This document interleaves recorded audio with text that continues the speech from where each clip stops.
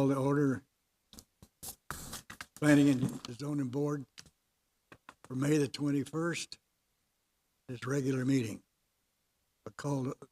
Roll call, please. Mr. Hasse, Mr. Seaman, Mr. Coiner, Here. Mr. Terrapini, Here. Mr. Frayne, Here. Mr. Stavropoulos, Mr. Vesey, Here. Ms. McCumber. Here. I entertain a motion for approval of the minutes of the April 16th, 2018 meeting. A motion to approve? Second. All in favor? The roll call on this is all in favor? You can do a voice vote or you can do a roll call. It's up to you. You can do either. Okay, let's all in favor, say aye. Aye. Aye. Opposed? All right, now move to the quasi-judicial announcement and swearing in speakers. This is a quasi-judicial proceeding where the Planning and Zoning Board acts in a quasi-judicial rather than a legislative capacity. At a quasi-judicial hearing, it is not the board's function to make law, but rather to apply law that has already been established. In a quasi-judicial hearing, the board is required by law to make findings of fact based upon the evidence presented at the hearing and apply those findings of fact to previously established criteria contained in the Code of Ordinances in order to make a legal decision regarding the application before it. The board may only consider evidence at this hearing that the law considers competent, substantial, and relevant to the issues. If the competent, substantial, and relevant evidence at the hearing demonstrates that the applicant has met the criteria established in the Code of Ordinance, then the board is required by law to find in favor of the applicant. By the same token, if the competent, substantial, and relevant evidence at the hearing demonstrates that the applicant has failed to meet the criteria established in the Code of Ordinance, then the board is required by law to find against the applicant. Are there any members of the board wishing to disclose any ex parte communications or conflicts of interest this evening? Seeing none, anyone wishing to speak this evening, if you could please stand and be sworn in. Do you swear or affirm that the testimony you're about to give is the truth, the whole truth, and nothing but the truth? So sworn. We'll now consider application number 18-37. Staff. Okay. This is an application for voluntary annexation of approximately a little over half an acre of property located at 1253 North Pinellas Avenue. The applicants are Frederick and Edith Slater. And the Slaters own the property to the north, which is already inside the city limits. That property is zoned residential office under the city's zoning. The subject property before you tonight is zoned P1, which is General Professional Office District under the Pinellas County zoning.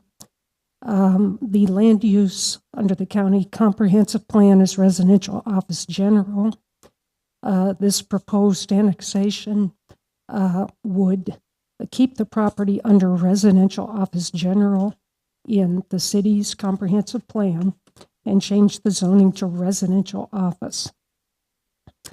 The applicant has asked for this annexation in order that both of their properties be within the city limits as they go forward with their plans for the properties.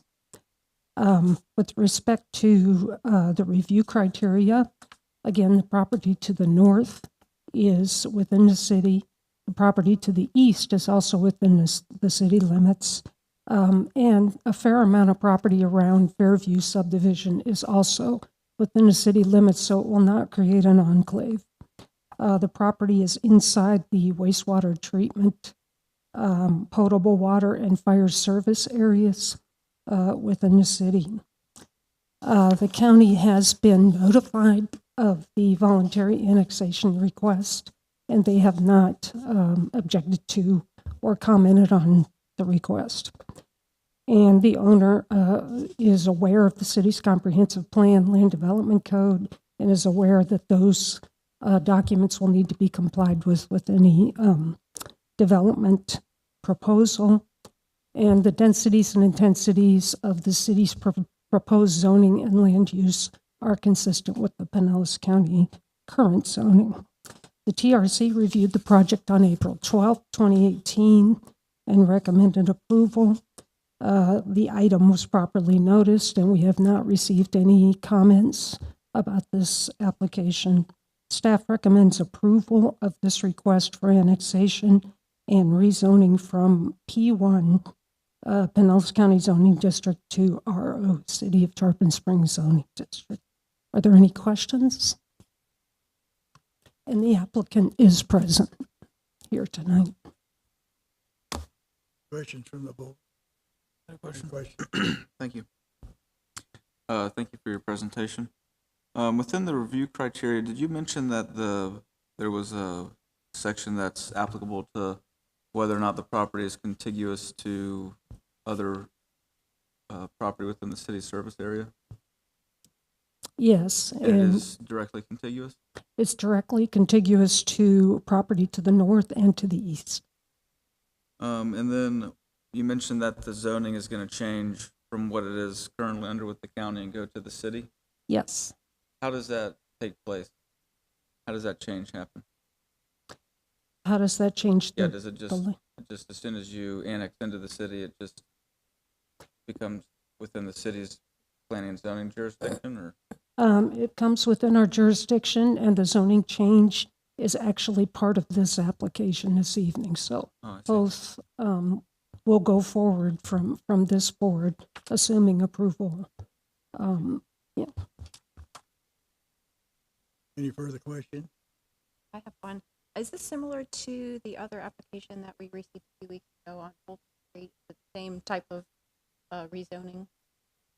I can't remember the specific. The last one that we did on Giroux Boulevard at the last hearing, or? No, it's like maybe 2 months No. ago. So Oh, okay. there was Um, another one in that same area, and I wasn't sure if it was the same reasons or the same zoning that they were doing. Okay. I'm not sure which one we're talking about, Okay, so. that's okay. Yeah.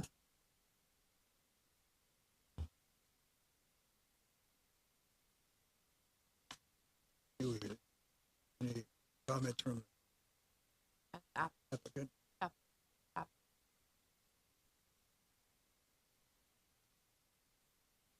Do you have any comments, sir? Do you have any comments?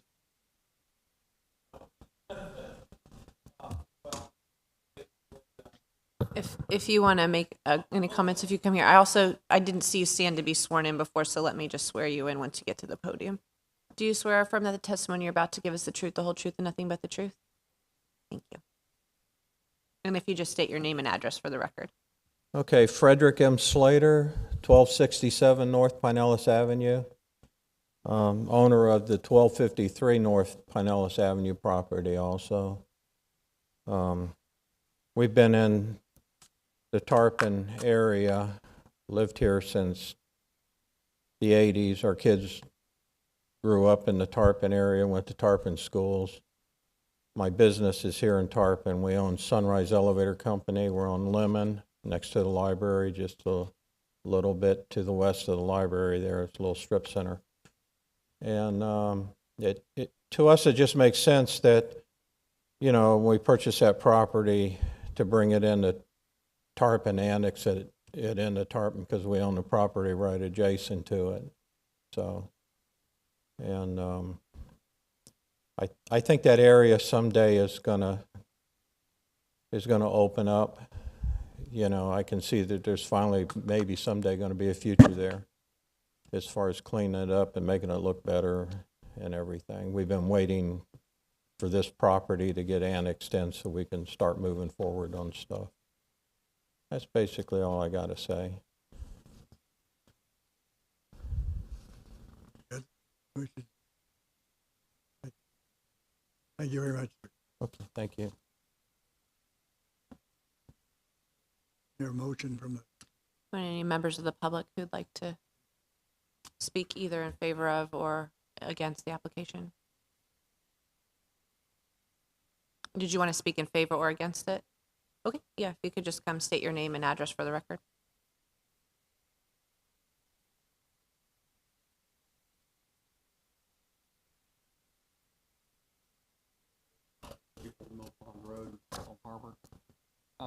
I have the, group of lots next door to him, just to the south.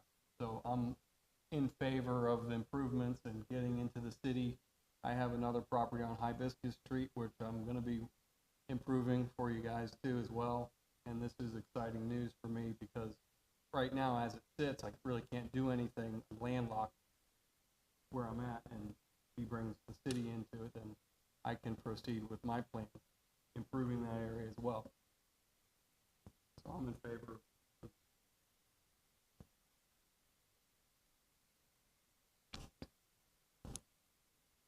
No further questions from the board, the audience? Question?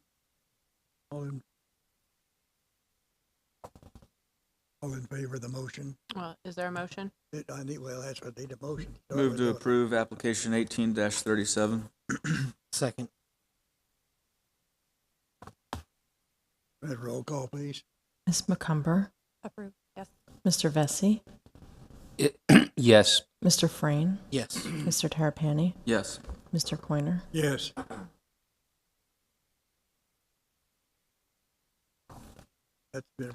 Let us move to application 18-48.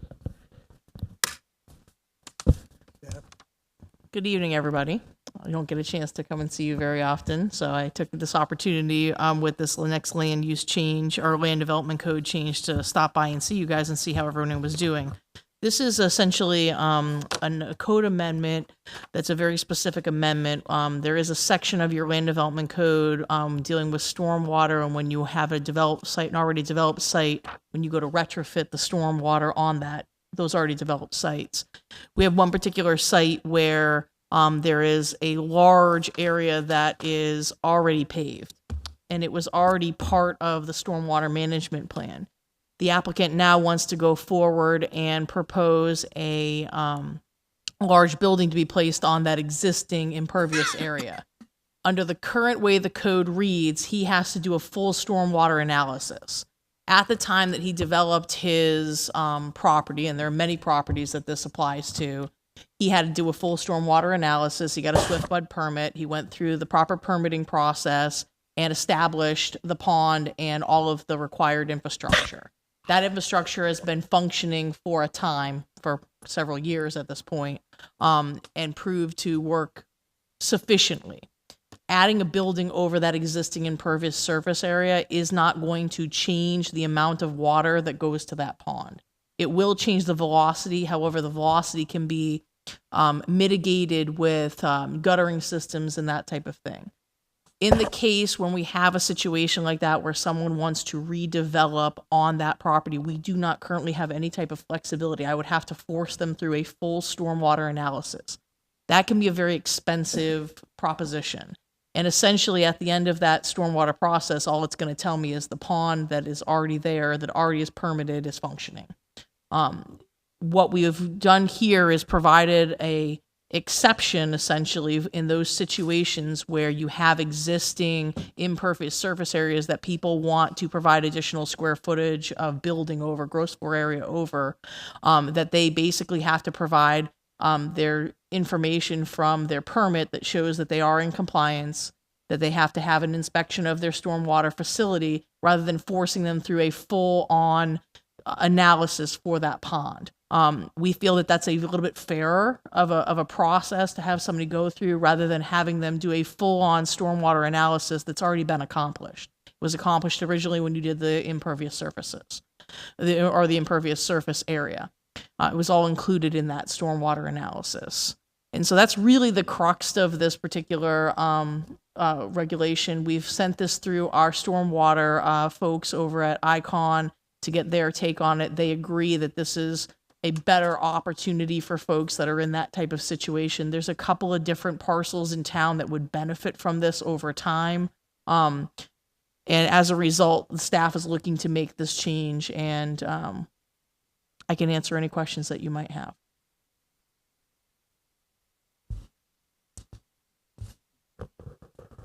Just a quick question. It may just be semantics, but so with the additional, so in part one, the existing stormwater management system is functioning in accordance, et cetera, and capable of serving the additional gross floor area without violating existing permit conditions. Then it looks like part 2 is basically explaining the evidence and how you're going to evidence that. I was just wondering if there was a reason why the second piece, the capable of serving the additional gross floor area, was not place in that second piece. Is the engineer also going to, I guess, certify to that as well? Am I misreading it, or? Yeah, the engineer would certify that essentially the pond is in compliance. Okay. I mean, And- and and- that's and and be- capable and of able to serving. serve. Okay. Correct. Correct. Any further questions from the board? I had a Yeah. question. I think it's a good initiative, and I also picked up a little bit on what Mr. Frayne mentioned, but just to take it one step further, could you tell us where you're referencing in your example? Sure. The example that we're looking at specifically for this amendment came to light as part of Furman's update of his site to add an additional truck service center on his facility.